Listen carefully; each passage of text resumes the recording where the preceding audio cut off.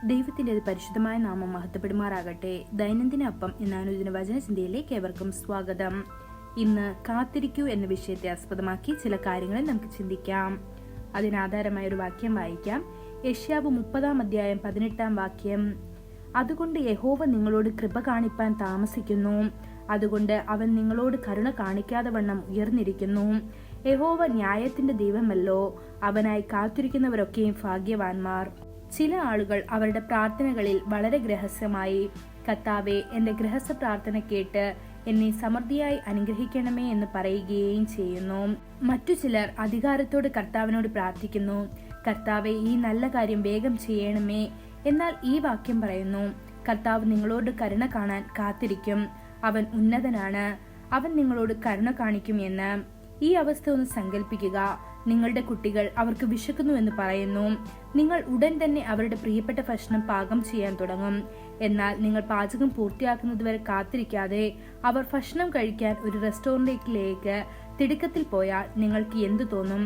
അങ്ങനെയാണ് കർത്താവ് നിങ്ങളോട് കരുണ കാണിക്കാൻ കാത്തിരിക്കുന്നത്. സങ്കീർത്തനക്കാരനായ ദാവീദ് പറയുന്നു, ഞാൻ കർത്താവിനായി ക്ഷമയോടെ കാത്തിരുന്നു, അവനിലേക്ക് ചാഞ്ഞ് എന്റെ നിലവിളി കേട്ടു എന്ന്. ഇത് സങ്കീർത്തനം 40:1 കാണാൻ സാധിക്കും. സ്നേഹസമ്പന്നമായ കുടുംബത്തിൽ അസുഖം മൂലം അമ്മ പെട്ടെന്ന് മരിച്ചു. അച്ഛന്റെ സങ്കടം അസഹനീയമായിരുന്നു. അവന്റെ ഏക ആശ്വാസം തന്റെ ഇളയ മകളായിരുന്നു.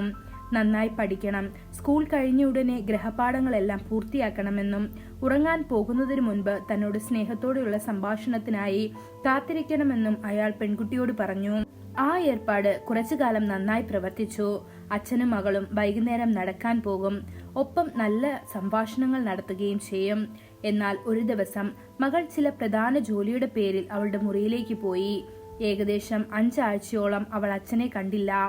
5 ആഴ്ചയ്ക്ക് ശേഷം അവൾ മുറിയിൽ നിന്ന് പുറത്തു വന്ന് പറഞ്ഞു, അച്ഛാ, ഈ 5 ആഴ്ച ഞാൻ എന്താണ് ചെയ്തതെന്ന് നിങ്ങൾക്കറിയാമോ? ക്രിസ്മസ് സമ്മാനമായി ഞാൻ നിങ്ങൾക്കായി ഉണ്ടാക്കിയ സ്വെറ്റർ കാണുക, നിങ്ങൾക്ക് ഇതിഷ്ടമായോ?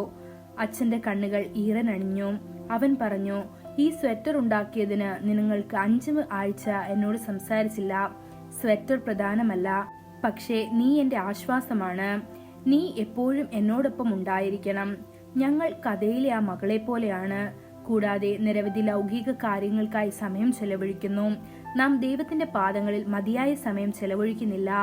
നാം അവനോട് തുറന്ന ഹൃദയത്തോടെ സംസാരിക്കുകയോ അവന്റെ ശബ്ദം കേൾക്കുകയോ ചെയ്യുന്നില്ല.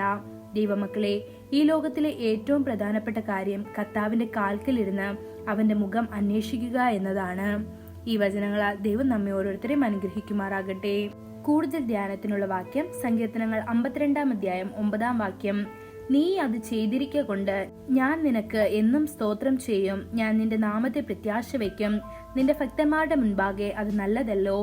ഇന്നത്തെ ബൈബിൾ വായന രാവിലെ ഹെസ്കേൽ 40-41 അധ്യായങ്ങൾ, വൈകുന്നേരം 2 പത്രോസ് 3 അധ്യായം. ആമേൻ.